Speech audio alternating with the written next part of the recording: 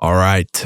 Another episode here of Confessions of a Street Broker, and today we've got the man from the West, from the West, from the town of Fort Worth, executive president and managing partner of marketing for Bradford, Right. Todd Lambeth. How you doing, Jeremy? Hey, baby. Good to see you. Yeah.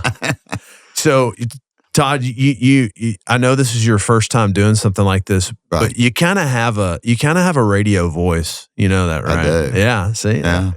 Yeah. So I think you can be just fine. Well, we'll see. We'll see what happens. So, no, man, we've known each other for a long time. Got to know each other very well when you were at Mercer Company, Correct. and you've seen a lot throughout the Dallas landscape over the years. Yeah. And, I have. so I'm glad we finally got you. I'm got good to you be out here. I'm So, excited about it. Yeah, got you Absolutely. east of 360. I did. today. So- Yeah. It was tough drive in, but it's okay. I made it. Made it good. Yeah. Well, man, with this, my goal through all this is just kind of tell your story and let all these younger guys kind of hear what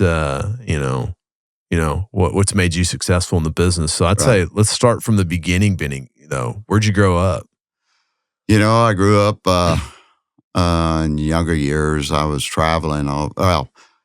Put it simple. My dad was a land developer, worked for Take-On Corporation, which was owned by Clint Murchison at the time. Okay. The old ex-Cowboys owner. Yeah. Yep.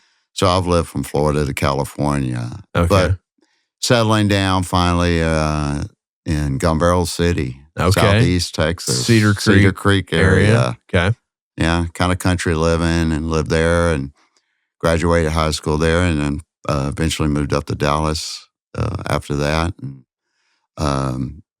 so commercial real estate is really my second career. I didn't get into real estate early on in my life. I was worked for corporate America, ConAgra, actually. I was in the turf and ornamental business. Okay, so that's ConAgra. That's food, right? Food. Yeah, they're an ag company, but they had a division that was a turf and ornamental division. I sold the golf courses, believe it or not. So it was a fun job. Didn't make a lot of money, but it was a fun job and got to play a lot of golf. Yeah, early on, but eventually it came around and got into real estate and figured out that I wanted more control of my own destiny instead of being just not a corporate guy. Yeah, I found out pretty quick. Well, not real quick, but I decided to get in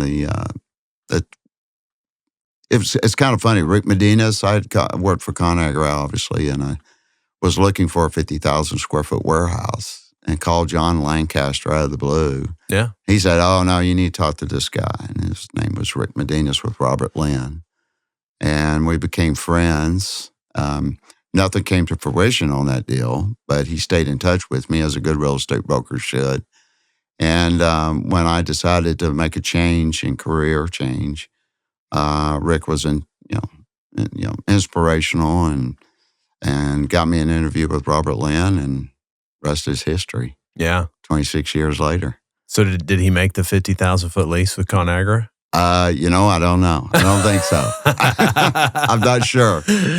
I don't think so, though. But, so I started out at Robert Lynn. I was real fortunate to go on board. I didn't know this at the time. They were a real good training company at the time, small company. There's only about 8 or 9 of us, pure industrial. Robert Lynn now has office management, retail. Yeah, all the verticals. Expanded all the verticals. Mm-hmm. Back then, that was it. And what year was this? I think it was 97, 98 when I started. I have to do the math going backwards here. And need my calculator for that one. But so I really started there. And I was one of the last guys that Mr. Lynn, the original Mr. Lynn, Bob Lynn, mentored, or one of the last guys. And so I learned a lot from him. Yeah. Going into, even though I was mid-30s at the time, starting a new career, it was exciting but scary at the same time. Going from corporate America to being an opportunistic, pure commission, no salary, none of that. So it was it was exciting. So they didn't even have a draw schedule back then? Actually, Tom Lynn did give me a little bit of a draw to help me out to get my family. I had a wife that didn't work and 3 kids at home at the time. So everyone was saying, "You're crazy. Don't get out. Don't change careers." The only one that really supported me was my mother, good old mom, right? And so they always have your corner. Don't they? Yeah, they always do. Moms always have your corner. Yeah, but I think big risk, big reward. I'm always I try to be calculated about it, not do a foolish risk, be a calculated risk. But so they were, Tom helped me out a little bit just to get my wheels rolling. It didn't take long. So that's where I started at Robert Lynn. Yeah, so there. When you went to Robert Lynn, what territory did you? They gave me a choice between North DFW, which thinking back now, I said, man, I should have done that. I should have done that one. Gosh, the way it exploded between Coppell and Flower Mound and that area. But being, I kind of looking down the road, I thought Fort Worth fit my personality better. Yeah. Being from the kind of an old country boy setting, Fort Worth I just thought down the road that Fort Worth would eventually catch up to Dallas. It was kind of the new frontier. And, everybody back then in those days flew into DFW. They did all their business in Dallas and went to stockyards for steak dinner and, the old Fort Worth entertainment, the Cowtown. So it wasn't prominent. I mean, there was very little institutional product in Fort Worth back when I started. So it was, but it was kind of a little brotherhood. I mean, Fort Worth was a small market compared to Dallas or, say, GSW market was. Yeah. No one went past 360 back then. Right. Well, it's funny how you talk about like small being a small market. And you talk about the DFW airport. Jeff and I were driving around the DFW airport the other day. Yeah. And we just drove a section of it. And I go, do you realize this section of the DFW airport is literally the whole market for other cities? It is. And it's amazing how much footprint is in DFW now. The density is so high. Yeah. Yeah. Yeah. So Fort Worth, I thought down the road would eventually, and I was right. Yeah. 20 years later. So, and Fort Worth right? is starting to catch up. And I think a lot of that's because Dallas is, proper as just ran out of land. Yeah. And Fort Worth still had the land. So, and then you could thank Alliance Hillwood up there because it was brand new when I started in the business. I mean, I think the only building up there really in Alliance at the time was FedEx. That was kind of their signature big splash back then. Yeah.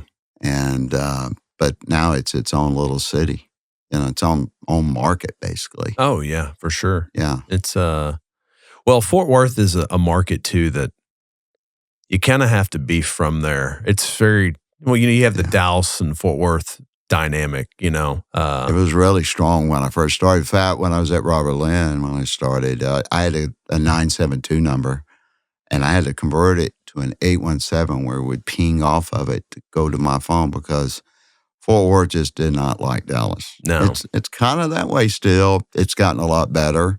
But back then it was kind of a brotherhood and brokerage out there. They just didn't talk to people from Dallas. Yeah. And I had to have a P.O. box.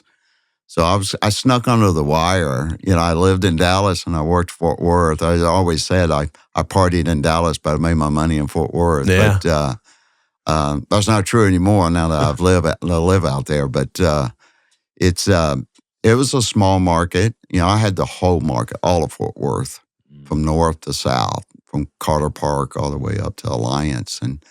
But now today, one person couldn't do the entire Fort Worth market. No. It's just gotten too big now.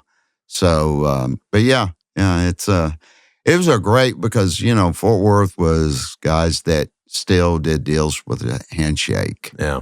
It wasn't as corporate as, say, Dallas. Dallas was always the high-tech distribution, where Fort Worth was down and dirty, manufacturing, assembly, A lot of military contracts there, obviously, with Lockheed Martin out there. Yeah. Stuff like that. So, yeah. It's a great market. It's a great market. Yeah, no, we love it. We'd love to buy out there as much as we can. It's funny you talk about the phone number thing. I know anytime Jeff has sent anyone over there, they have to get it. They have an office now in the stockyards. So, they're just, I think that is, it's the business owners don't want to talk to you if you don't. I guess they're out of 817 area codes now. They are. Yeah. 940. I mean, there's a lot more. I mean, back in the day, it was 817 or 214. Right. Then you got 972. And then now there's, I don't know. Yeah. How many iterations there are after now? There are. There's so many people moving down here. Right. Yeah. So were you driving to Fort Worth and then back to the Dallas office every day? Yeah, I was. I worked pretty much my first 5 years. One thing I learned early on is the cold calling bit. That's what Robert Lynn was known for. They were very regimented, I guess is the best way to put it. Yeah. You had to answer phones from 7 to 8 if you're a rookie. I started my office in the break room. I didn't even get a cubicle. I was close to the coffee maker, but, so that was good. But, I did. I drove from North Dallas to Fort Worth every day, 5 days a week. So I usually, and we didn't have toll roads going back then. Yeah. So it was a little bit longer drive or took a little longer, but every day. And I still did it until I just moved out there recently, about 3.5 years ago. So, but that's just part of doing business. Yeah. No, it's, you kind of just live in your truck in this business at the end of the day. It was it was my office basically. Yeah. Yeah.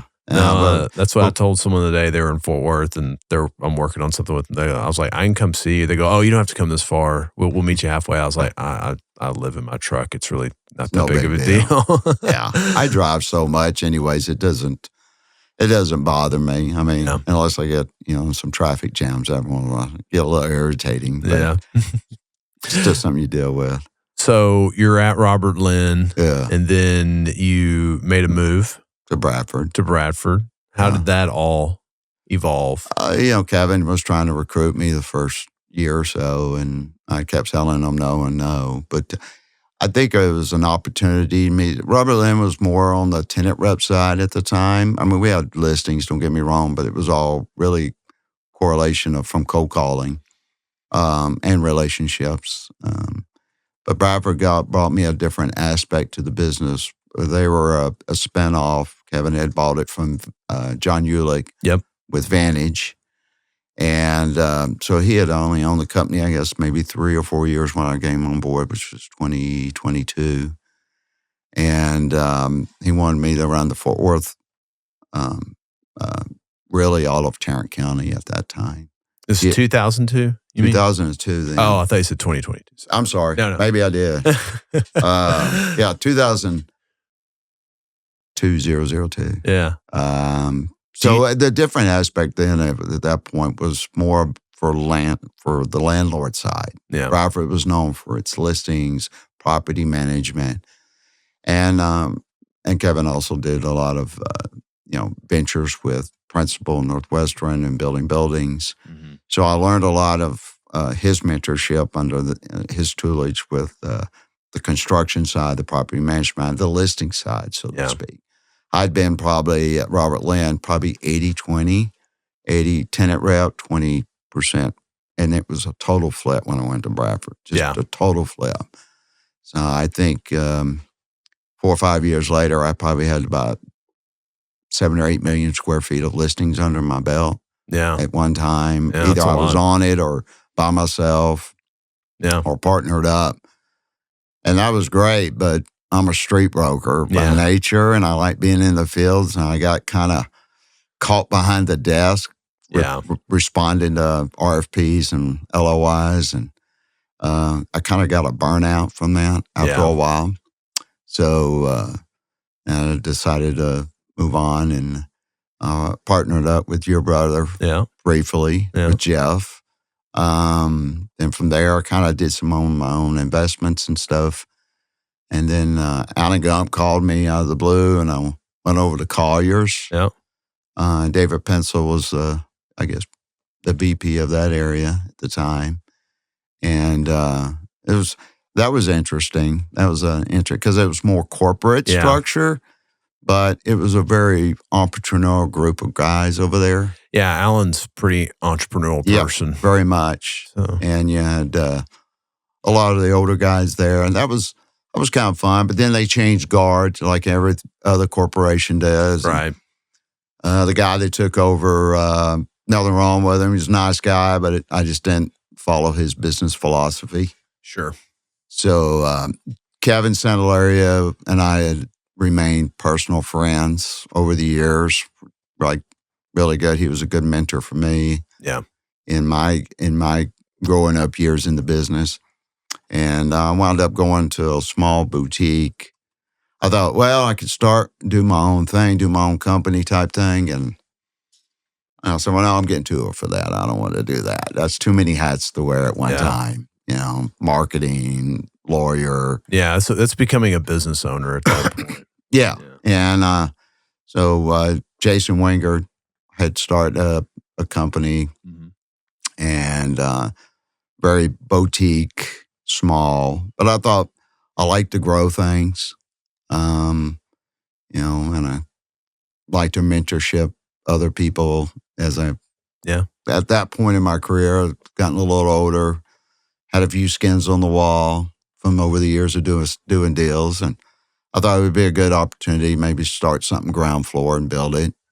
And that's what I did there for a little while. Yeah. For about 6 years. Yeah, actually. you were there for a while. Yeah, about 6 years. Yeah. And it got, COVID hit and it kind of got stagnant, obviously, like a lot of things did. Yeah. Personally, I had good years. Nothing wrong with that. But Kevin and I had hooked up one evening and had a few cocktails together and just told myself, well, I don't know what I'm going to do. And he said, why don't you just pack your bags and come on back over to Bradford and run Fort Worth office for me? And one thing led to another. A couple of months later, that's what I did. So I kind of did full circle. Yeah. Yeah. And it's great being back over there. A lot of the guys are still there than when I was there the first time, like Michael Spain, and Brian Pafford, and Michael Grant's over there, who used to be at Robert Lynn with me initially, and so it's been a fun ride, an interesting ride. So, yeah. Do you know how Bradford got its name? I've had a lot of people ask me that, and every time I talk to Kevin, I get a different story. So here's what I was told. Go ahead. Jesse Pruitt told me this. I know Jesse. Great guy. So Jesse is running Vantage for John Ulick. Yeah. He said, John walks in one day and he said, Jesse, I have sold the company to these fine men from England and we need to rename the company and you're going to do it. So Jesse just pulled out a map of England and said, Bradford. That's what he told me. I actually heard a different story. It was named after his dog. His dog. So I don't know. I don't know really the real truth behind it. So I don't know. That's what I heard. So, yeah. But how many people are at Bradford? Oh gosh. For his agents or just total? Just total. I think somewhere around 80, 85. Wow. Like, you don't. I could be lying to you right now. I don't know. Bradford's very heavy in property management. And then on the office side. Yeah, too, we're always in the top 10. I think Bradford right now is controlling upward to around 20 million square feet of property management. Wow. So for a local company.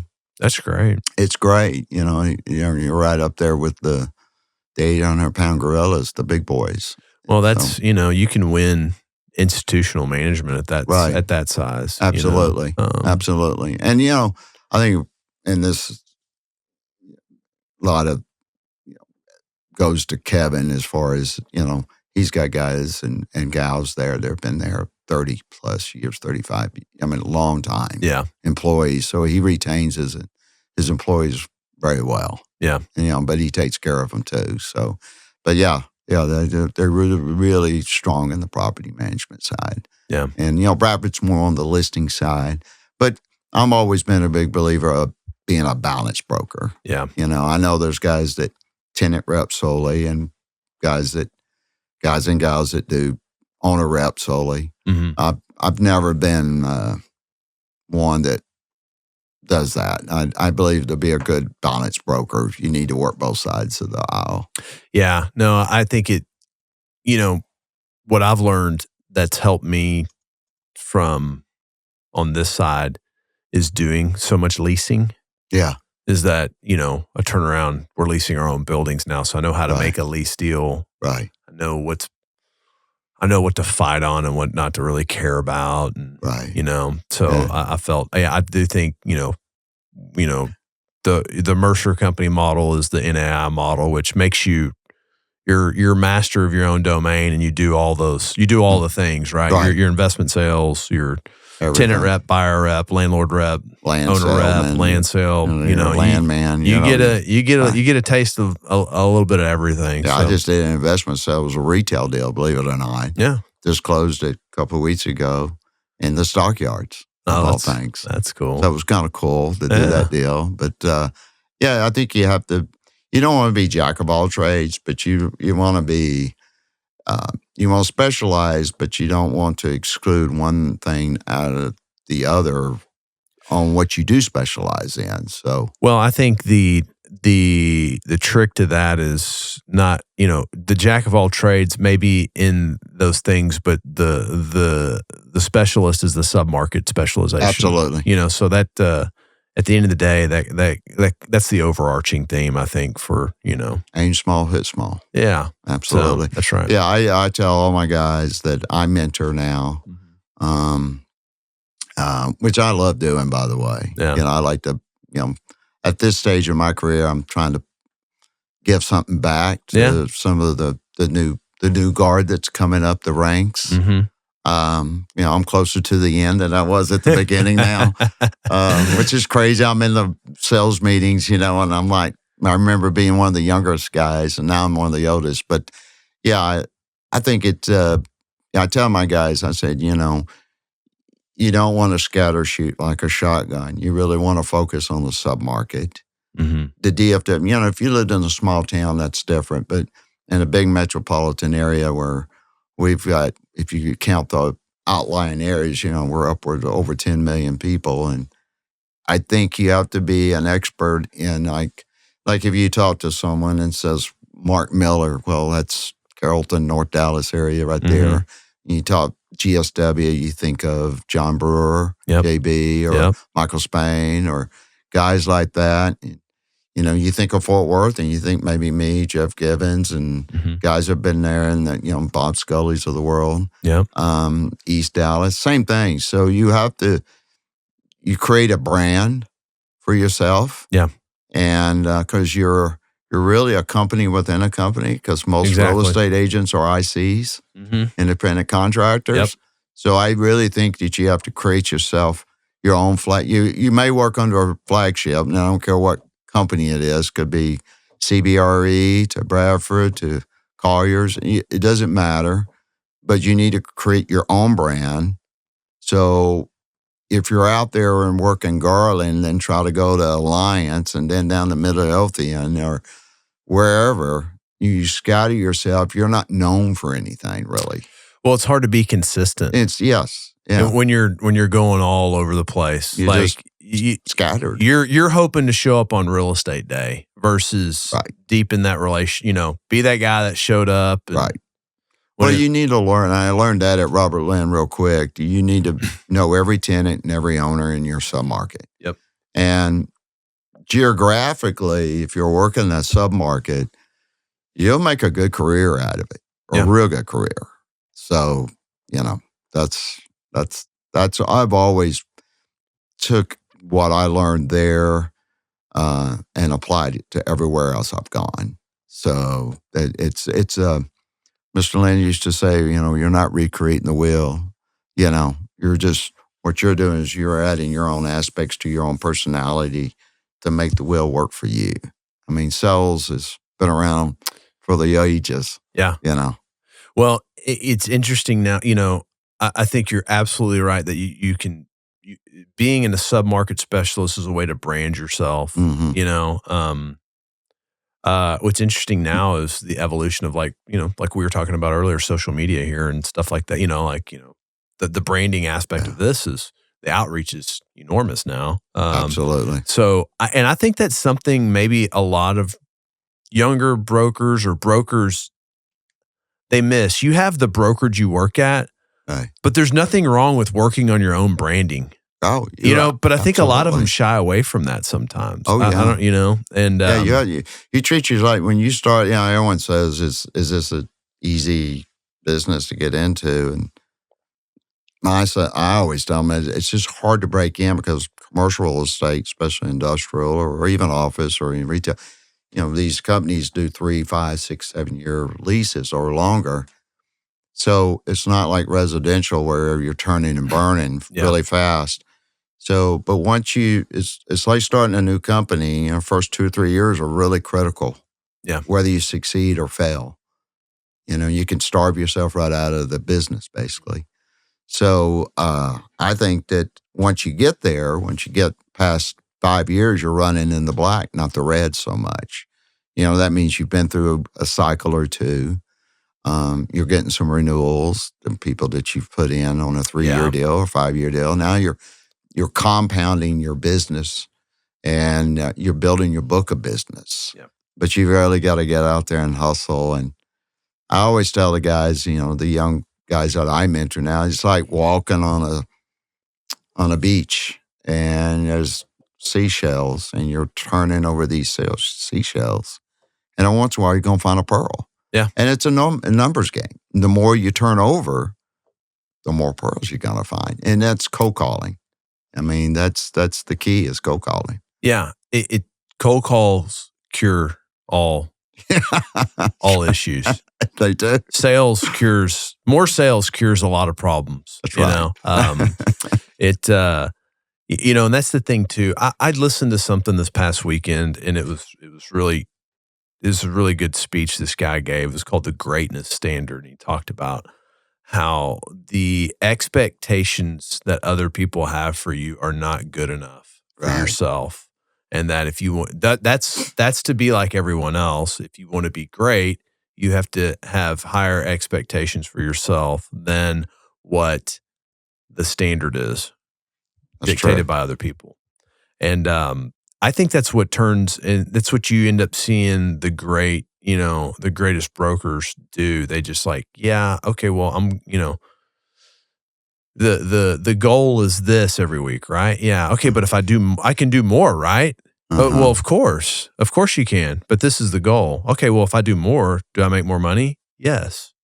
Okay. Yeah. Well, there you go. You know, and you see that with some brokers, you see that with some don't want to do those things. Yeah, I mean, everyone has a different plateau that they want to be sitting at or to achieve a goal. Yeah. And I know some guys are happy making, a low amount of money for whatever reason. And then other guys, if I don't make $1 million a year, I'm not happy. You know, so everyone's goal is different in life and situation because then it becomes a personal thing at that point.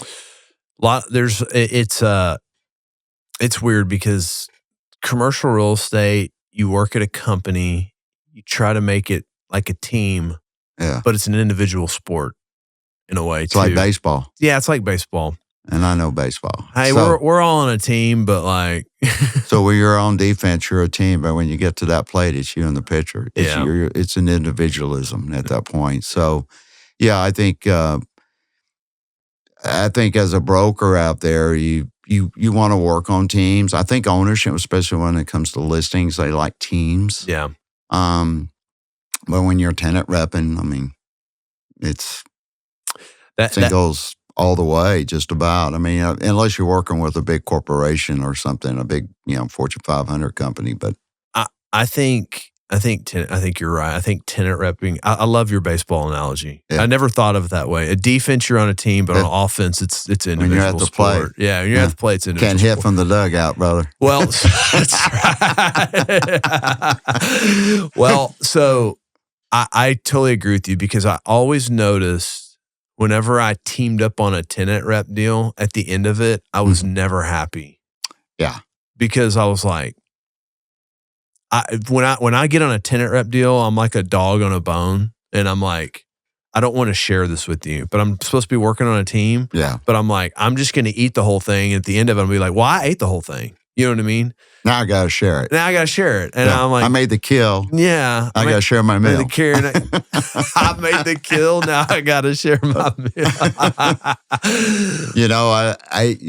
And your brother and I used to be like this. I would rather work on 10, 20, 30,000 square foot deals individually than I would work on a team of 5 guys on a 500,000 square foot deal. Yeah. And you'll make more money. Yep. And a lot of people, I listen to guys all the time, especially the young rookies coming in, like they want to work on the big deals, but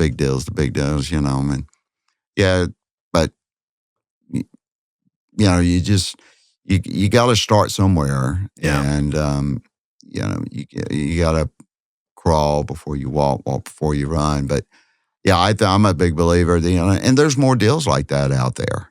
Yeah. And not that they're easier deals. It's just, if you're working on a $500,000 deal or a square foot deal, it could take you 6 months to a year to complete that deal because those big corporations just don't turn that battleship around in the lake that quick. Yeah. You work a guy that needs 20,000, he needs to move in the next 60 days. Yeah. So, it just depends on what you want to do. And, some guys like working on teams, and there's nothing wrong with that. I'm a team player as long as I'm in charge. Yeah. So, yeah. But as long as I get to bat. Yeah, exactly. So no, I definitely, whenever I get on a tenant rep deal, I become a lone wolf pretty hard. Yeah. It's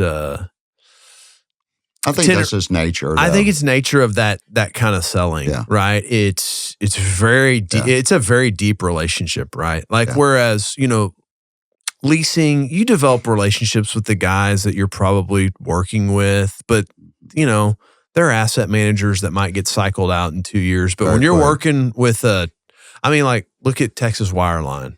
How many times have we done that renewal? A bunch. But you've had that relationship with them for that long. Yeah. And that's good people. And those things you can have a lot. You can have that recurring revenue in your career. Absolutely. If you work on that, and that's the kind of business I have. A lot of my. I told you I still broker some stuff, but it's all recurring revenue things. It's not. I'm not out prospecting. It's relationship building. And I tell my guys, this is. Look, we don't sell a product or really a service. We sell information. Yeah. That's what you're out there cold calling. You're gathering information, finding out when a tenant's moving before CoStar. Yep. That's what I call real-time real estate. When you're out there we don't make money behind the desk. We're not a telemarketing company. So I always felt if I was in the office between 8:30 and 5 o'clock, I felt like I wasn't working. Well, you're losing money. Yeah. I was like, I'm losing money. I am not out there in the middle of it.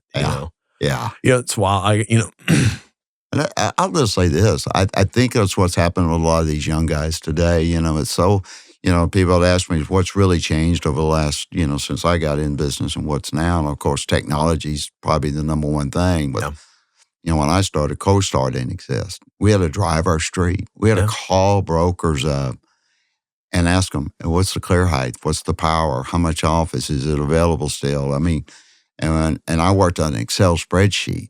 We didn't have Excel Agent. Of course, they're not around anymore, or Kresge or CoStar, any of that stuff. So you learned really early on in your career how to track deals and it became personal and you communicated with your corroborators. They're not competition. The guys, I do more business with guys outside of my company than I do inside. Yeah.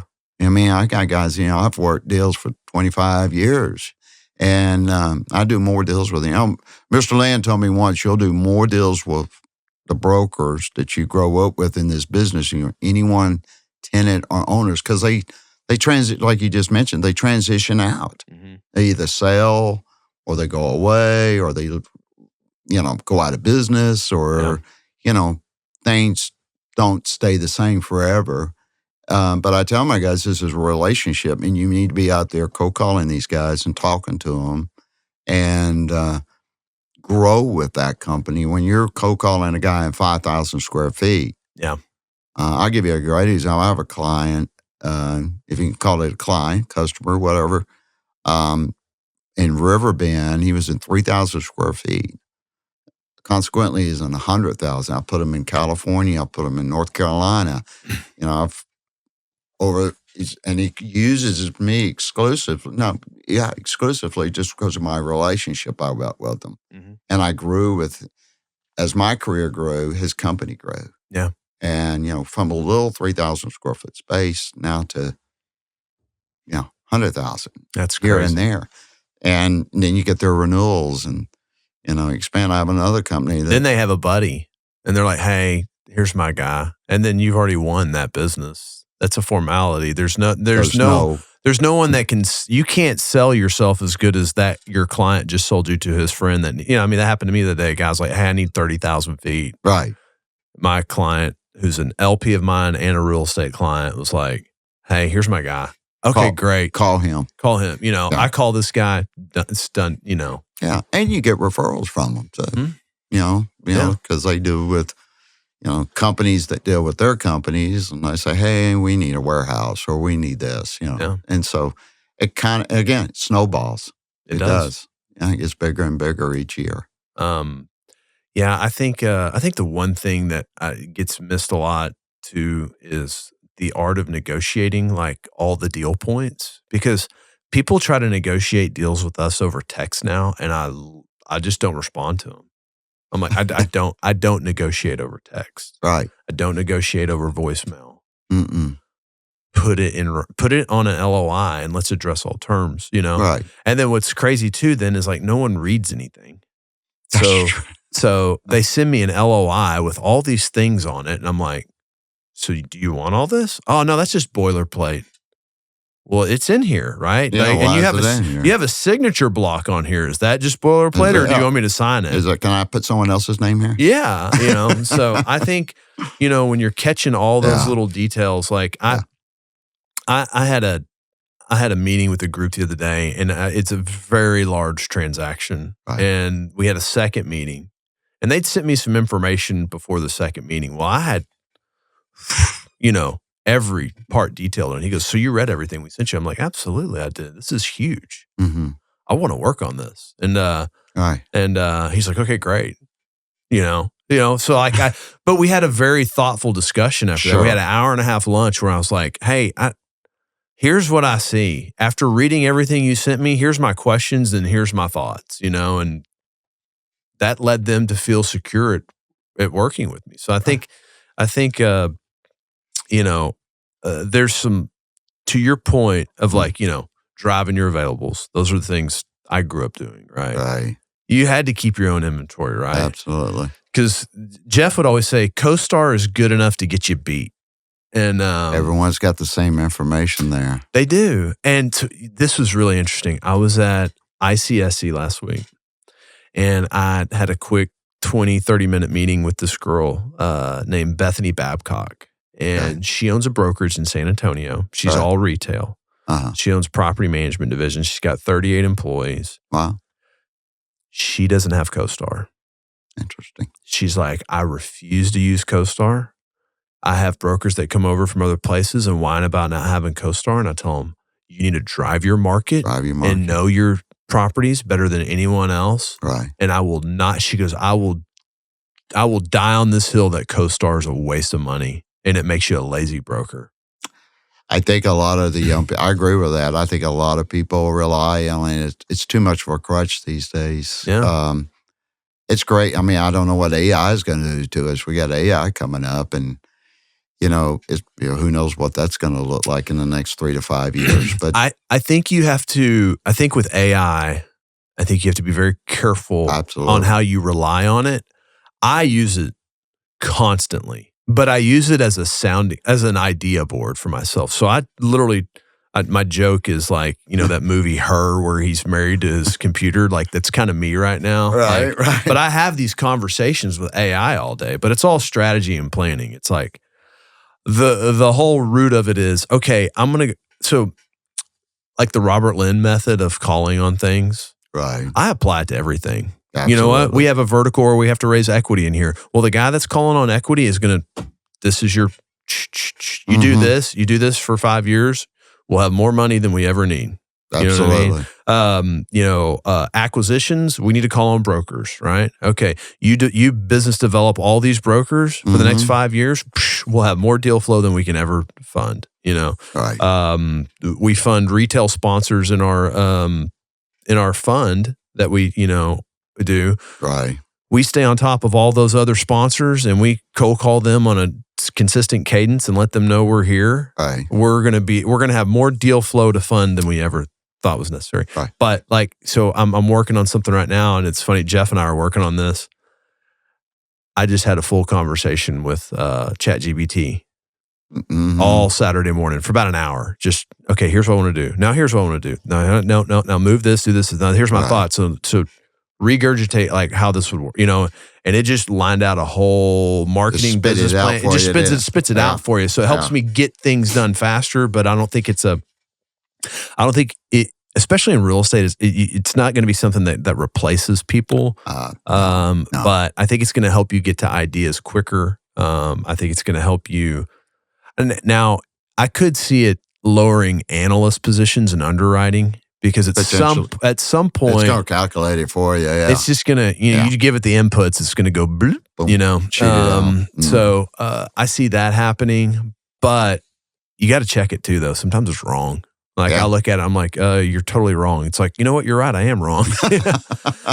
So I enjoy it just from that aspect, because it lets that side of the creative side of my brain think of ideas and plans to execute, and how do I marry cross-selling platforms and stuff like that. But at the end of the day, all my business is getting in front of people.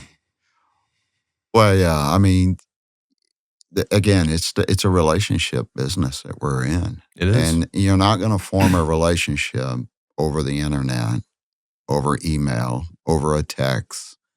I get a lot of my young guys that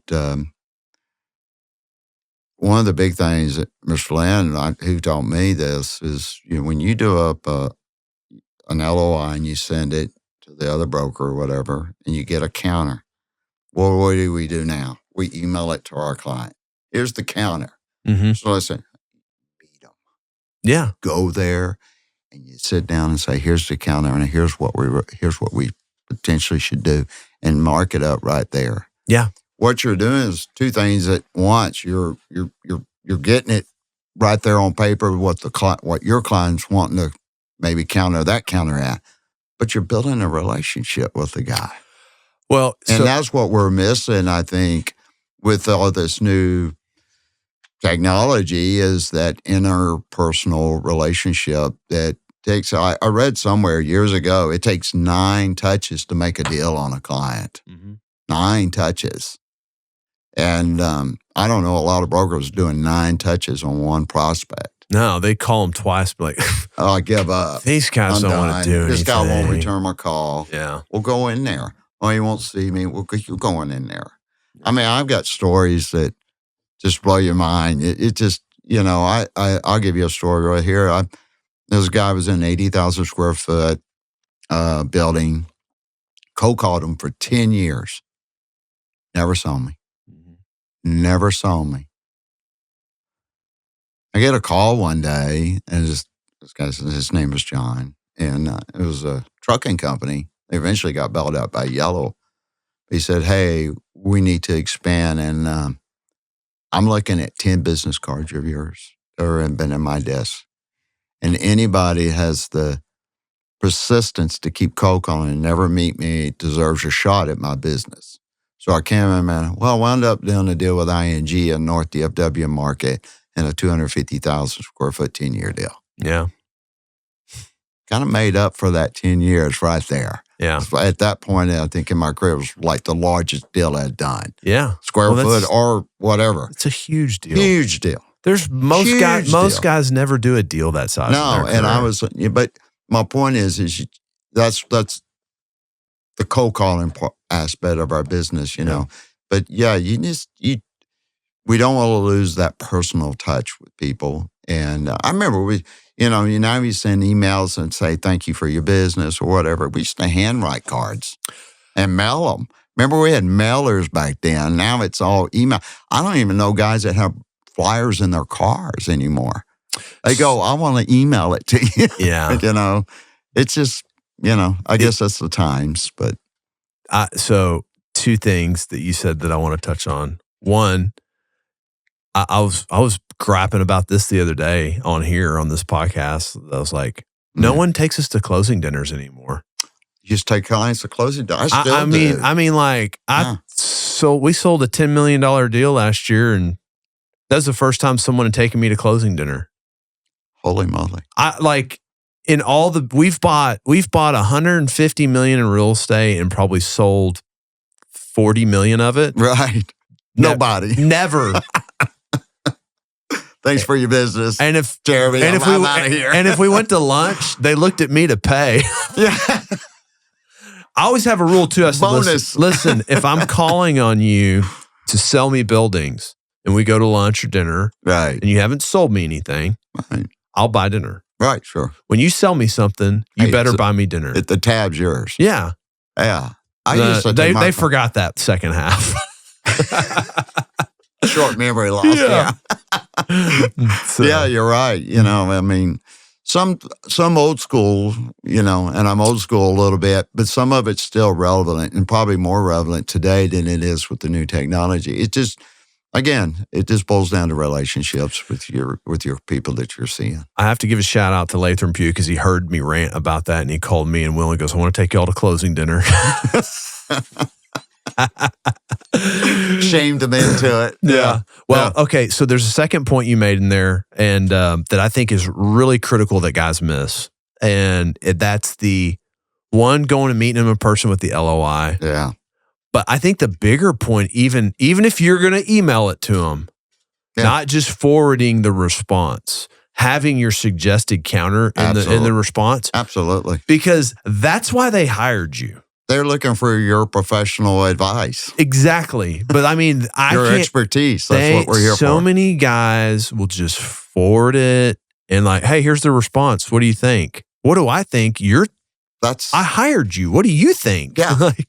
I mean, isn't that your job to tell me? Yeah. And I always do an analysis for, whether it's my owner rep side or my tenant rep side, to get the effect of, if it's owner rep side, here's what your bottom line is after commissions and TIs and free rent and all that. But I always send in the counter or the LOI, the original, and say, here's my recommended counter. Yeah. Or here's my recommended counter of the counter. Yeah. I always do that. Yeah. I always do that because that's what they hire you for. They rely on your expertise of the market and what is, depending on who you're representing, an owner or tenant rep, what are the hot buttons? Yeah. And that's why I think it's important to be a balanced broker because you need to know what owners are thinking in the current market conditions that you're in and tenants. Yeah. Whether it be an owner rep market or a tenant rep market, it doesn't matter.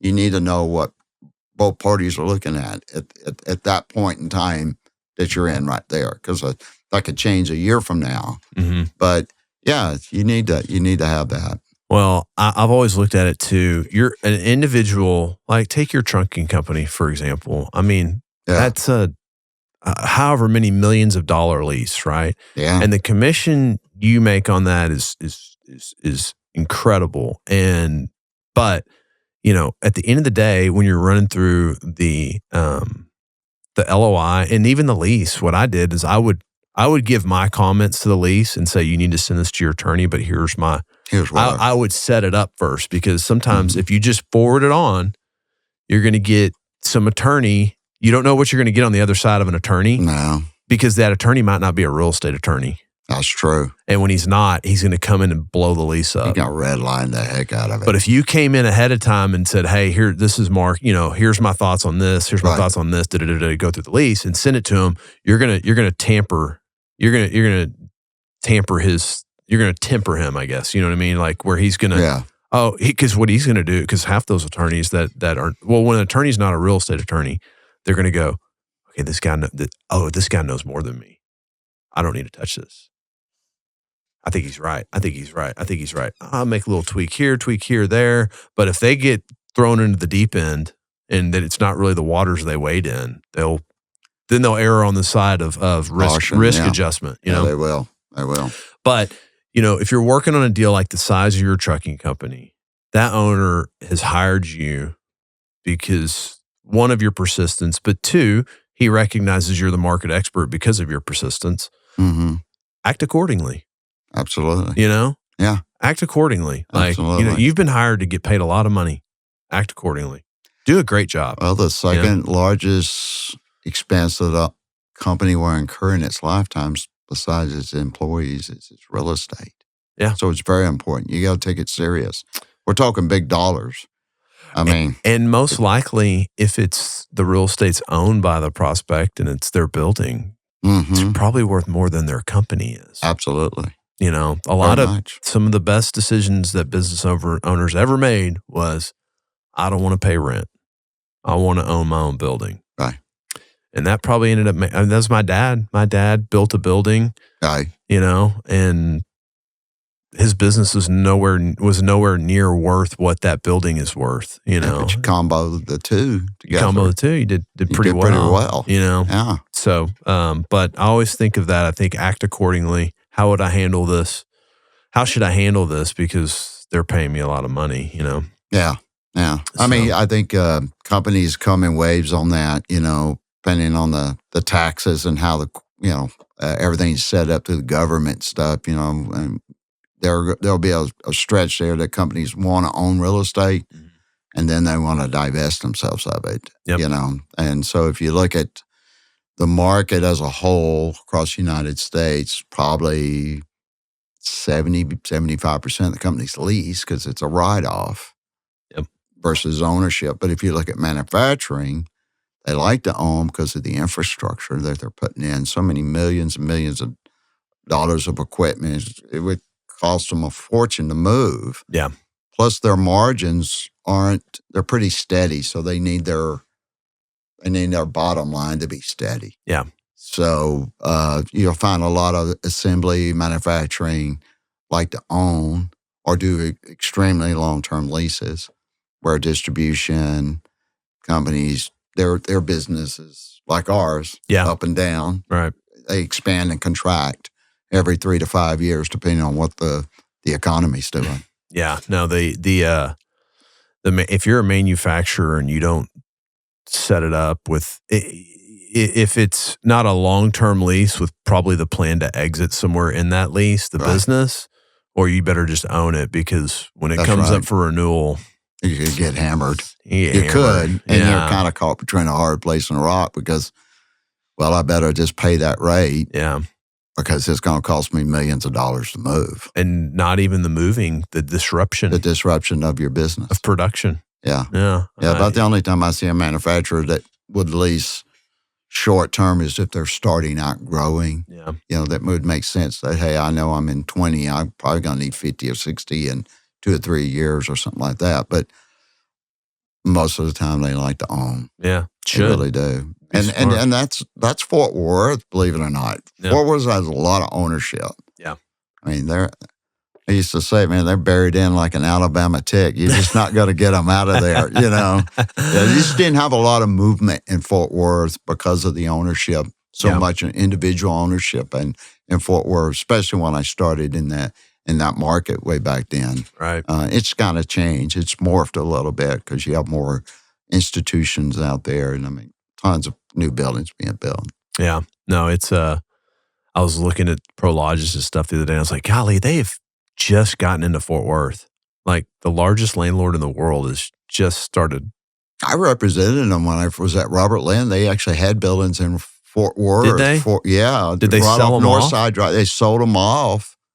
I actually represented Prologis, one of the few institutions by first. I got a funny story on that one if you want to hear it. But, yeah.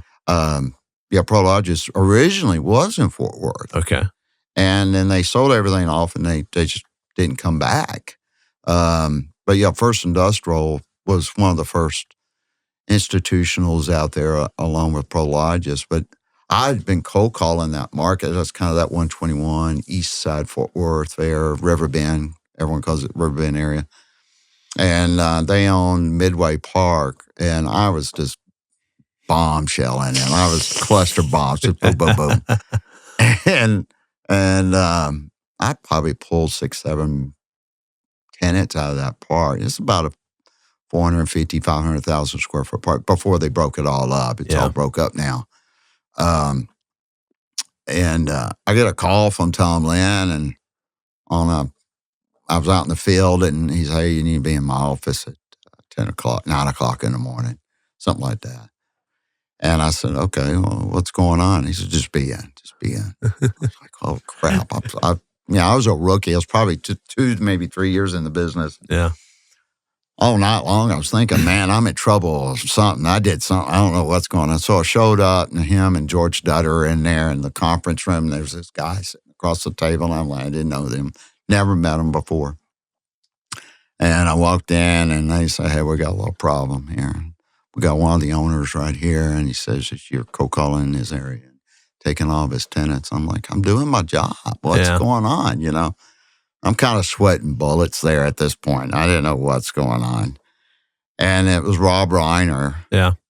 And Rob took it on from there. He goes, well, you've done such a great job destroying my park. I'm not going to beat you. I'm going to hire you. Yeah. I was like, what? So it was one of my first big listings. Yeah. I got hired sight unseen. Yeah. And again, there's that cold calling aspect of it in there. Yeah. But First Industrial was there. And so, but started listing that Midway Park. That's cool. So it was kind of a cool little thing. But I was scared to death prior to that. Yeah. I was like, oh my God, I'm going to get fired here. Yeah. So, yeah. No, well, there's some questions I like to kind of run through on here. Sure. What's your most crazy or awkward or funny cold call that you've made? I don't know if I had any funny cold calls. I mean, I've had the police called on me several times, or threatened to be called on. Yeah. But, I don't know if funny cold calls. About awkward. Gosh, I'm sure I've had plenty of those. I got a funny kind of touring. Those are always good. Okay. I took a client one time. We were going in a building, and it was dark, no electricity. Mm-hmm. So that didn't shock you back then in the day. Owners said, I'm not paying that. So you're in there with a flashlight. We're going through the office. My client at the time, or prospect, I was showing the building to, and we were walking through, and he was a big guy. He's probably 6'2", 6'3", 2 plus. And I walked through into the warehouse. So it was a little bit of light because of the dock doors, the light shining through, but it's still dark. I had my flashlight. I'd walked about maybe 4 or 5 feet, and he came through. And it was before you had to build pony walls all the way to the top of the rafters, to the you could just stop. Yeah. Evidently, there was this big black cat, big tomcat sitting up top. And he decided to jump right on my client's back of his head and latch on him. And I never heard a big guy scream like a girl in my life, running through like he was on fire, screaming, trying to get this cat off of him. Scared me so bad, I dropped my flashlight. It's swirling around. So that was, to say the least, it ended. It got him pretty good too. Yeah. But yeah, to say the least, it ended the tour pretty quick. But, but that was so, I mean, looking back, it was pretty funny. But Jeff, your brother, and I know you've probably heard this story before. Yeah. So Jeff called me up, and Jeff was doing Dallas, Brook Hollow area. I was where he was cold calling, and I was in Fort Worth. And Jeff called me, hey, we'll pick up a big listing in Fort Worth. You want to meet me? And it was a real bad day, thunderstorm. And I said, sure, let's do it. And met him there, and we met the owner. It was the old, I think, if my memory serves right, this is over 20 years ago. It was the old ranch-style Beans building. Yeah. Old red brick building, 2-story. Great location, downtown Fort Worth. We walk in, again, no electricity. We're walking through. And we were going down the office way with flashlights, just kind of it's pitch dark. You couldn't see your hand in front of your face without those lights. And we turned the corner in one office, and there was this homeless guy in there with Bunsen burners burning. He had this hypodermic needle, huge, I'm exaggerating now, but he had a needle. And I was like, oh, and your brother, ex-linebacker that he is, he just bowled right through us and ran out the back door. We all ran different directions. He had the beard, the long hair. I mean, it looked pretty scary. And we ran out the door and scared us to death. And it was raining and everything. And we got back to the office and in Dallas. We drove back. Mm-hmm. And I tell Jeff, I'm not stepping back in that building again. Yeah. You can have that list. So that's kind of those are memorable things. Yeah. Jeff might have a little bit different twist to it, but it scared both of us to death. This guy with the needle in his hand. Back then, there was some stuff going around that you didn't want to get. So it's so funny, Jeff. He has this. This is kind of funny. Needles and Jeff. So Jeff and I went to a U2 concert, and we're on the floor, and we're on the floor. Everybody's kind of touching everybody on a floor, right? Oh, well, of course. In a Florida concert, it's a mosh pit. Yeah, and at some point he looked over at me. He goes, "I think someone just stabbed me with an AIDS needle." I was like, what? He goes, I think someone stabbed me with a needle and it has AIDS on it. I was like, you gotta chill out. So anyways, I gotta go to the doctor right now. Yeah, he was so convinced. Well, so the other day. That's hilarious. So my son has heard this story, and the other day my son and I were driving to Graham to go out to the ranch, and I go, hey, what do you fear the most?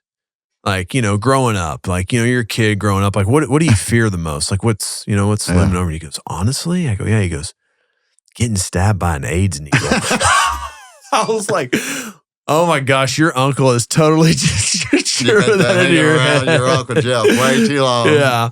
So that's too funny. Yeah. That's so great. I'm sure that Jeff saw that needle and was like, AIDS. Running out Jeff's not a small guy. No. He's a big boy, and he turned around. I never seen him run so fast in my life. Yeah. And I was right on his heels. Yeah. We left the owner. The owner, we don't know. He came through the warehouse and came right around the docks and stuff. But and we were walking. That was funny. I mean, you look back and you laugh about stuff like that. Yeah. And, I've got a lot more, but I'm sure we're going to deal with those. But. Well, you've told two really cool stories about deals you've pulled off your trucking company and then getting that first industrial listing. But what's another real unique deal that you pulled off that you're really proud of that happened? I don't know. It was unique for me. I was at Bradford at the time, and we got a referral from Boyd Commercial out of Houston for a produce company. And Kevin nicely handed it off to me, referred it back to me, and I was working with they were based in Houston, and they were opening, and it was a freezer cooler, or really a cooler facility, and wound up putting them in Garland, which was a lot of that stuff over in that Garland, Mesquite area, Garland mainly. And the uniqueness is that, it was going to start out to be like a 5-year deal, and we're working through TIs, and it was going to be a lot of TIs. And so, well, what if we go to a 10-year deal? Okay, well, that softened up. And those rates back then, I think this is probably 15, 16 years ago, and they were, who knows what they are today. I haven't done a freezer cooler deal in a long time, but that's kind of a specialty type thing. And I think we're in the $8-9 net range. Well, today it would be probably double that. Yeah, easily.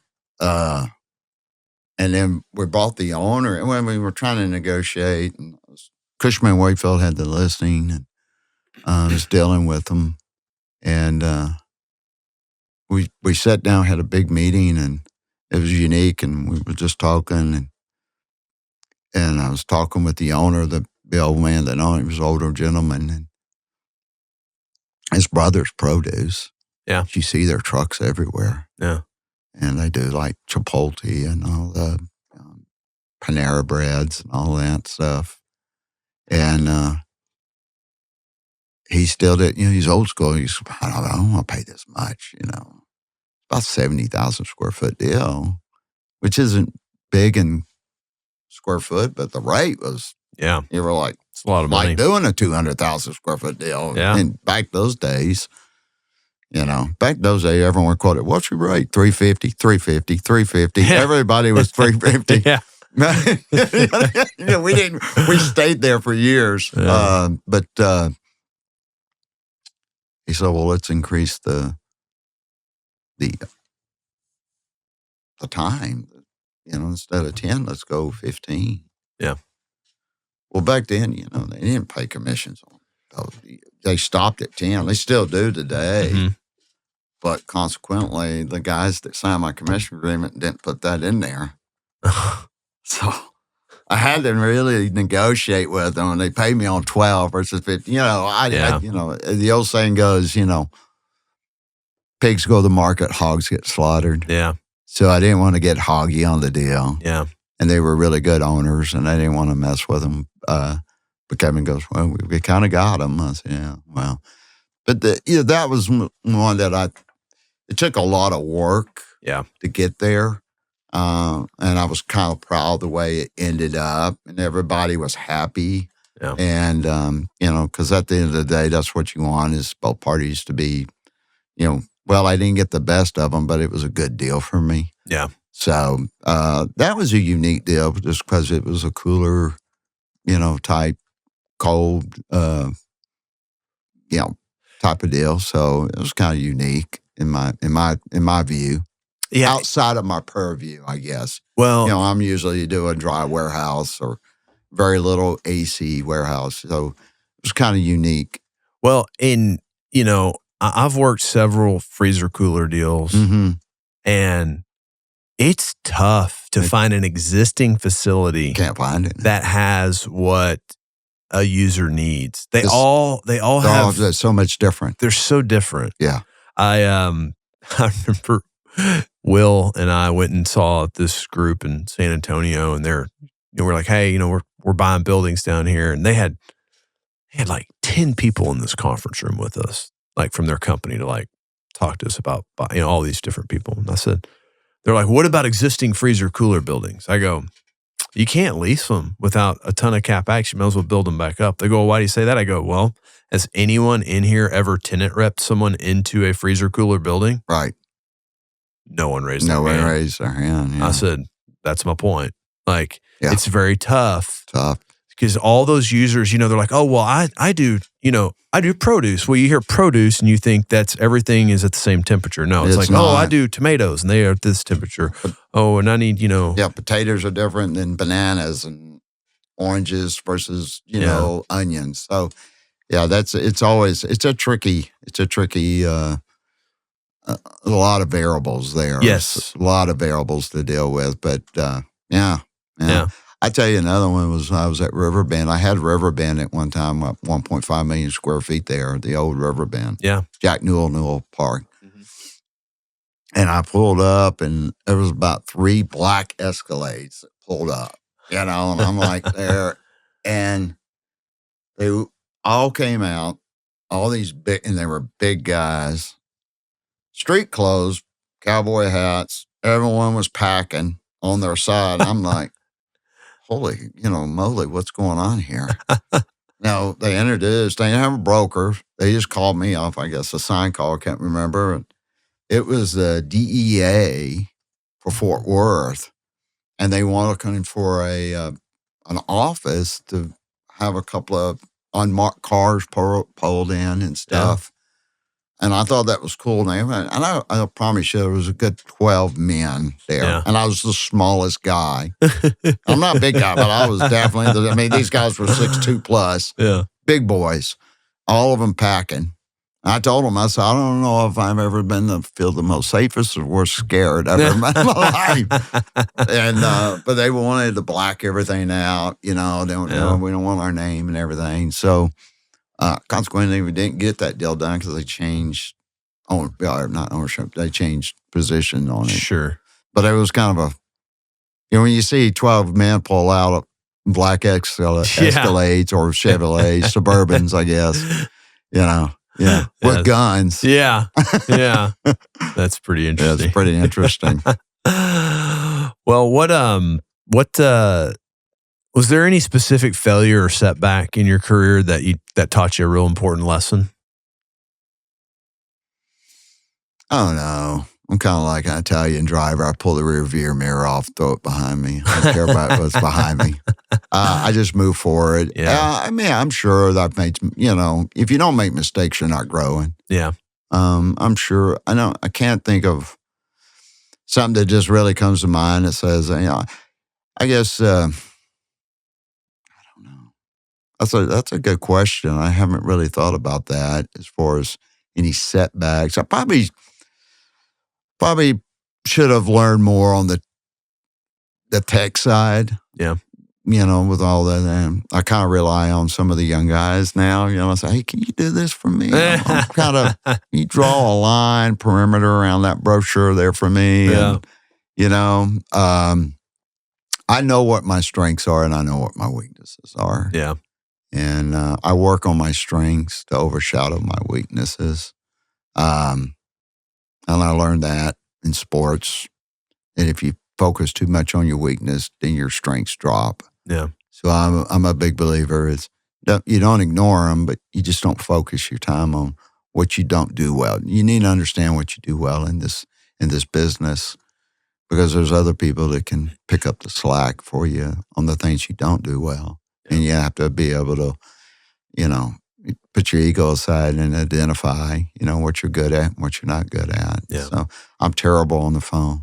I got that East Texas drawl and well, I want to talk to that guy, country hick boy, But if I get in front of you, it's a different story. Yeah. His body language, to me, speaks louder than words. Yeah, I'm not that great on the phone either. I just... You say I have a radio voice, but I don't. I don't think so. I don't think so. But I can't think of anything really. That's probably worth mentioning. That it set me back. The cycles that we went through were a lot shorter. We're in a long cycle right now. I know it's softened up from last year, but you just got to just keep plugging away, moving forward, and take life as it comes. Yeah. What's the best piece of advice you ever received?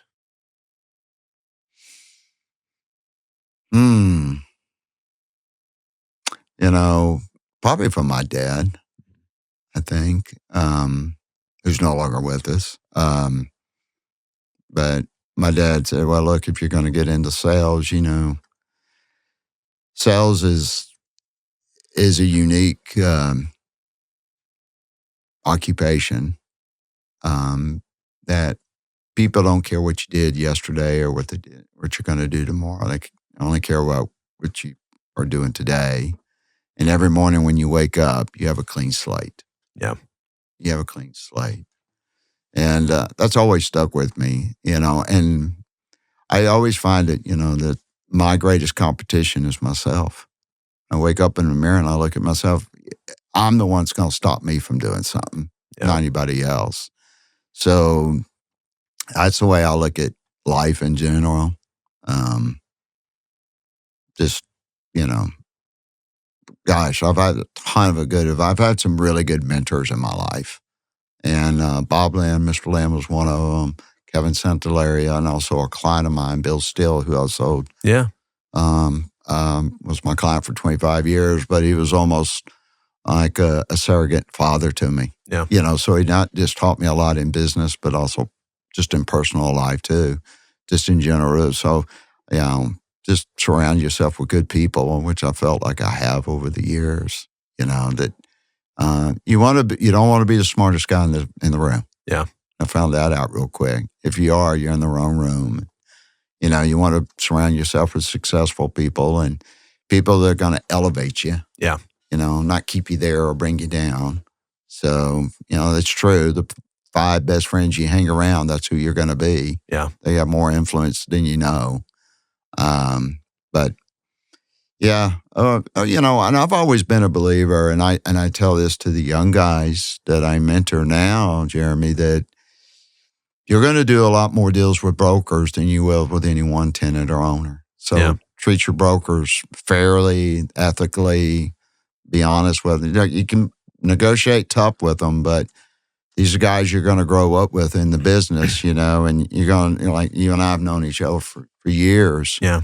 And, and the first thing I do is, like, if I call Jeff or any of the guys that I've done a lot of deals with, I ask them about how their family's doing. Yeah. That's the first thing. If I hadn't talked to them a while, because they've corroborated with me over the years.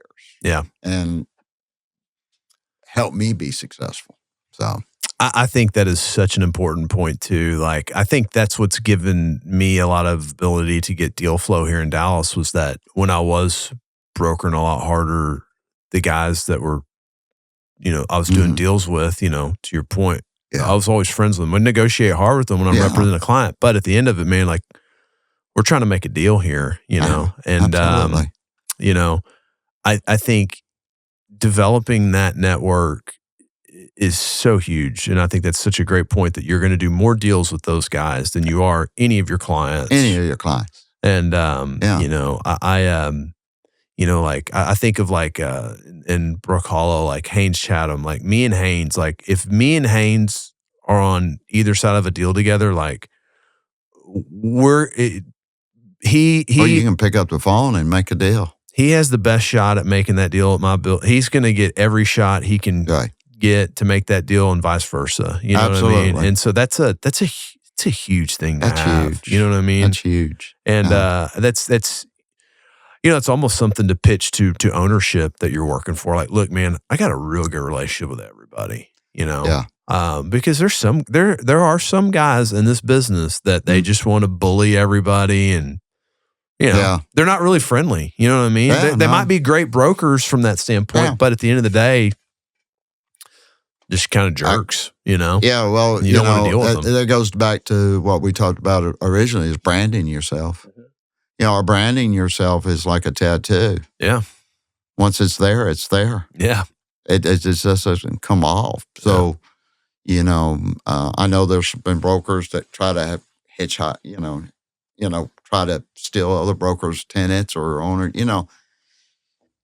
It's good to be healthy, to be competitive, but you want to do things on the above board and ethically, and, because what goes around comes around, and, you don't want the same thing to happen to you. So, I'll tell my guys that I mentor today that this is very important to me how you treat your fellow brokers out there.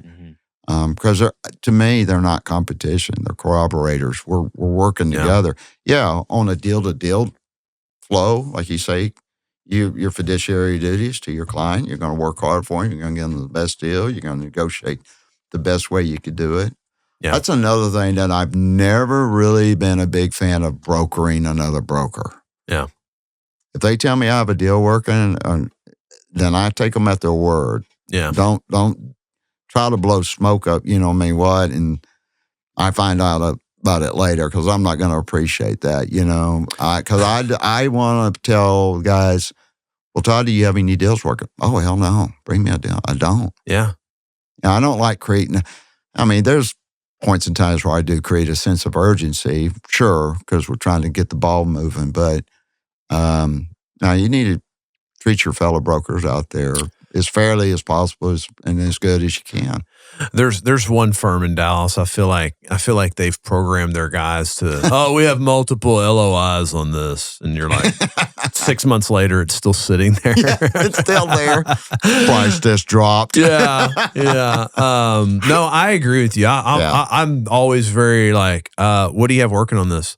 I've got an LOI that I probably won't take, right, and that's all I got right now. So like, or hey, I agreed to a deal, but they ain't signed this contract yet. So like, I got a lot of calls on it. Yeah. And I got a lot of tours, but I got nothing. It's like my kid said, Dad, you got nothing. Yeah. So, you know, it's just, I want to make deals, you know. That's the bottom line, what we're here for. As long as it's like I said, if both parties walk away, they got a you know, and they're satisfied with it, then you've done your job. Well, I think the whole thing too is when you talk about brokers on each side of it having a good relationship and working together and your fiduciary duty and all that, at the same time, it's to your client's benefit.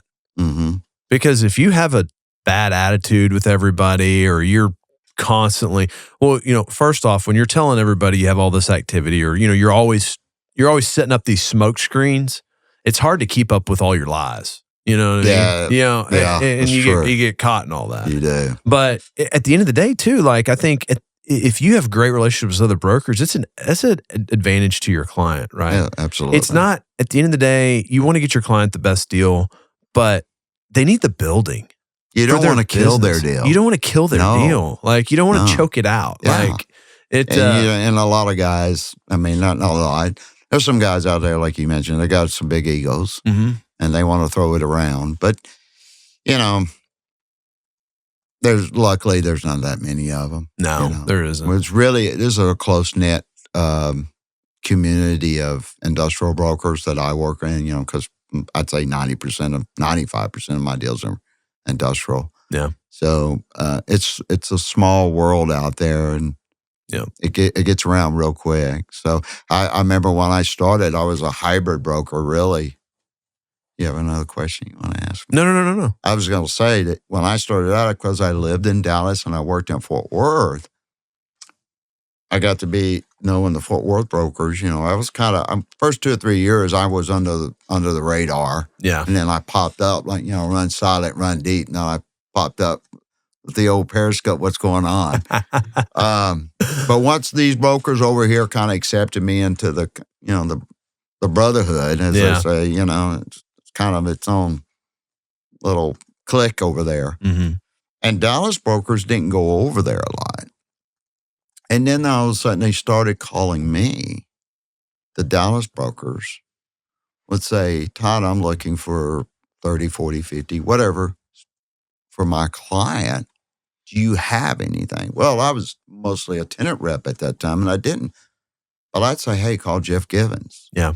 Call Todd Burnett back in the old days, Todd Burnett, or Leland Prowse, or Bob Scully. I would refer them to other brokers with their listings, because they were kind of had the listings back then.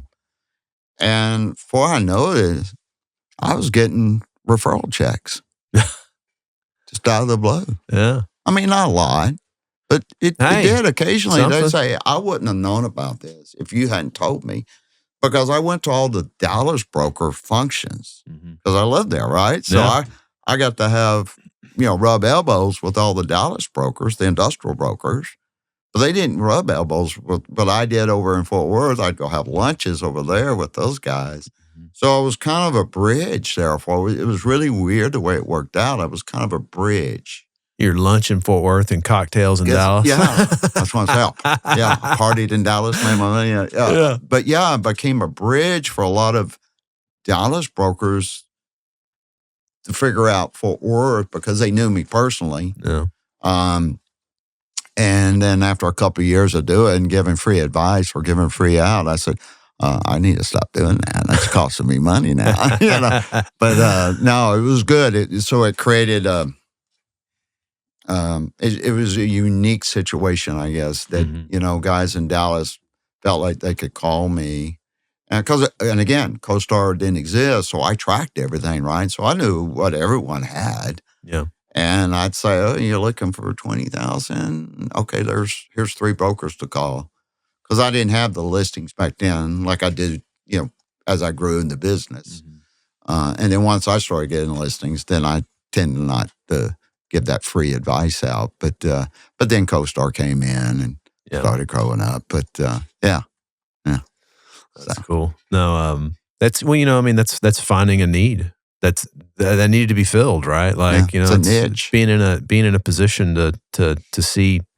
Well, it's kind of like a market maker, right? That's when a market maker sits on the floor of the stock market and sees the orders coming in, sees the orders going out, and prices it. So you're seeing the deal flow over here, being able to pair it up over here. Yeah. So it's a good, you remember Dave Anderson? Yeah. Not with us anymore, but David, he's a big broker back then. He was like king. He was like the king tenant rep guy. King guy. Yeah. And he would pick up listings in Fort Worth and he would call me. He goes, Todd, I got a listing in Haltom City or wherever. And I said, okay, that's great. I'm going to send you the key. You show it. I don't want to drive to Fort Worth. Yeah. And I'll throw you a bone for showing it. I said, I don't know, can I do that? Yeah. And I helped him out a couple of times. But that just showed that guys in Dallas didn't want to come over to Fort Worth. Yeah. They just never did. So, those days have changed now. It's a blend now. Yeah. It's a blend. Because now there's so much institutional grade product out there. And, Stream wasn't out there back then. Really, it was just a handful of brokers first. It was Huff Partners and, Kelly Gurner Cersei and, small boutique firms, Bradford and, Robert Lynn, local guys. JIL wasn't out there. CBRL, of course, back then, I think Trammell Crow was, Yeah. But that was Todd Burnett and Leland Krause before they moved over. But now all the bigger firms are out there. Everybody's out there now. Just about. I'll tell you, when you talk about one thing, back to Dave Anderson, you talk about working well with brokers. That guy was like doing monster deals. Like he was probably the first guy really doing 1 million square footers and stuff like that. Yep, like I believe it. But man, he would always answer his phone. He would always return my calls. He did a lot in South Dallas, which is where I was at a lot. And, he'd always be there on tours.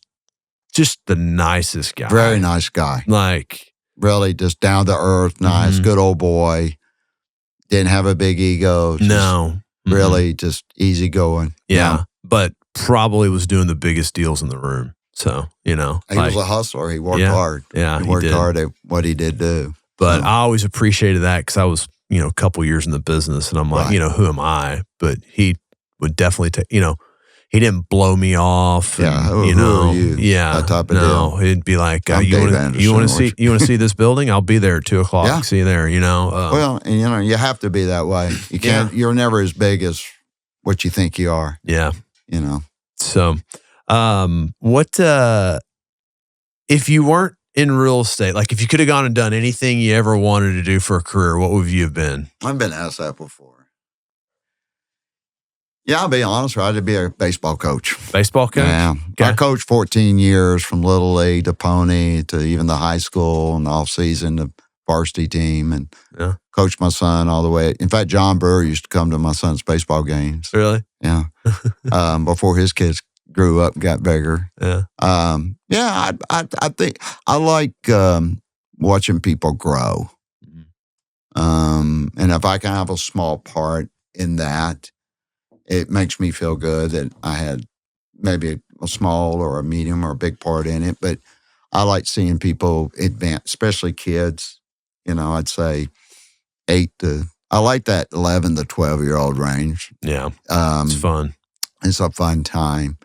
Probably that. I think it wouldn't make a lot of money. Yeah. But I think I'd have a lot of fun doing it. Yeah. I still miss it to this day, and I haven't coached in probably 15 years. My son's 34 now, so, I'd probably do that. I mean, I'd have to think about it, but that's the first thing that comes to mind. Yeah. Yeah. It's funny you talk about that 11 to 12 age. It's, I coached my son's tackle football team, and me and a good buddy of mine, we coached our sons, and, we're really good friends. We were actually on vacation a couple weeks ago together, and he runs a lot of the football program and Prosper and all that stuff. And we were timing it up. He goes, "Hey, so like when our kids are gone, would you want to coach a team again?" Yeah. I was like, "Yeah, I'll do that." I'll do that. I was like, but here's what I want. I go, I don't want to be, what's great is we won't have kids in it. So we're going to get all the leftovers because all the dads are going to like negotiate and get all their teams together. I go, give us the leftovers and see if we can go win with them. That's what I want to do. That'd be fun. The misfits. Yeah. Give me the misfits, the bad news bears. Bad news bears stuff. Yeah. Coaching sports is, man, that's a fun thing to do. Yeah. I just see, I had a lot of, I actually coached T. Garden, who played for the Rangers as a catcher. Yeah. For, one season. But I saw some of my kids, go on to college and play. And it's just great to see people grow. Yeah. And I like that in real estate too. Yeah. I'm at that point in my career where I really like mentoring the young guys and gals, and hopefully be able to pass on some of the things that I learned the old school way, some of it, and they can mix it, with some of the new technology. Yeah. Be a Terminator, basically. Yeah. Just crush it out there. Yeah. So, but that's, I like that. I like watching people grow, and I'm always happy when I see guys and gals make a big deal. Yeah. Some guys go, I got to beat them next month, and it's good. It's good to have that competitiveness in you to say, oh, he can't beat me, and stuff. That's good too. But I like seeing people succeed. Yeah. I really do. Yeah. Because I think it bodes well for our industry. Yeah. No, that's fun. That's good. Well, what's something about you that no one knows? You used to ride bulls. You used to ride bulls. I did. Love it. That's the best one I've heard in a while. Used to ride bulls. One. Okay. Tell me about riding bulls. That you don't want to do it. I did it once. Yeah. Once. Yeah, it's So how did you get into riding bulls? Well, obviously I lived in the country, and so Willie Nelson used to put on the Black Eye Feed Festival down in Athens, Texas for years. And they'd have the rodeo down there. Yeah. It's just natural. I mean, I hauled hay as a kid growing up. That was the worst job in the world, but I broke mules. But yeah, you're young and you're dumb and you don't know any better. It's exciting. Yeah. It's fun. We didn't have helmets back then. Didn't wear flat jackets. Yeah. So there was a lot of broken ribs and arms and legs and stuff. But yeah, I got lucky. I mean, I got hurt more on horses than I did on bulls, to be honest with you. Really? Horses are a lot more unpredictable. And they can the throw. bull you knew was pissed off at Yeah, you. the horse can throw you 20 feet in the air, you know. And that's a hard landing. Yeah. I don't care how soft that sand is. I just went down there and I signed up with a bunch of buddies and we started riding and did it every year for about 2 or 3 years, you know. And then, what was that movie, Urban Cowboy? The guy goes, you know how to be a bull rider? You know, get a handful of marbles and put it in your pocket. And every time you ride a bull, you take a marble out. And when you've lost all your marbles, you're a bull rider. Yeah. You know? So, it's, you know, you're young. You know, I'm 16, 17, 8, probably about there in that age, 15 to 17. I did it. And then, I got wiser. Yeah. So. Yeah, I got it in my head that I wanted to try that when I was like 14. Yeah. And I knew these guys that did all that stuff. So I was like, well, take me to this place wherever you go to ride bulls. And I went with them that one night. Right. And I knew when I got in that chute, I had made the wrong decision, but I was in it. You were committed. I was in it. And man, like that chute opened and the next thing I remember was being on all fours on the ground and looking up and that hoof, like, just feel the wind of it, like grazing my face. And it was like, don't come back. And I was like, I'm good. I do never want to do that again. Yeah, they weigh they have a lot of weight on them. And then when they, you know, you think they step in, when you watch it on TV, it doesn't do justice to being right there on it and everything. And they're faster than you think. They move pretty quick. Oh, yeah. You know, they can throw that head. I mean, they're pure muscle. Yeah. They're pure muscle. Pure muscle. 1,500 pounds, 12, of muscle coming at you. Yeah. Yeah, they'll hit you harder than any linebacker. Oh. My son got it in his head that he wanted to ride broncs or he wanted to ride bulls and he wanted to ride broncs. And I was like, dude, I got to get you into something else because you ain't going to do that. Like, pick another sport. Yeah. Well, that's what, you know, we got a family friend and he's a bareback bronc rider and, you know, that takes a lot of skill too. Yeah. Got his hand caught in there and got drug and that's something horses, I've had my knee and, you know, because I had horses growing up. I've got horses now, you know, but they're more pleasure riding, you know, calm, older. But I got longhorns too. So, you know, and I got some big horns on them. So, and they're fast. Yeah. Yeah. So it's a lot of fun. Yeah. Well, Todd, this has been great, man. I appreciate you coming on and telling your story. And I'm not as nervous right now than when I first sat down. But like, you got that radio voice, man. You got that feeling going on. So, no, but thanks for making the trek out here, man. And it's, you know, a lot of people love hearing this story. So I really appreciate you sharing it with everybody. I've enjoyed it very much. Yeah. It was really good.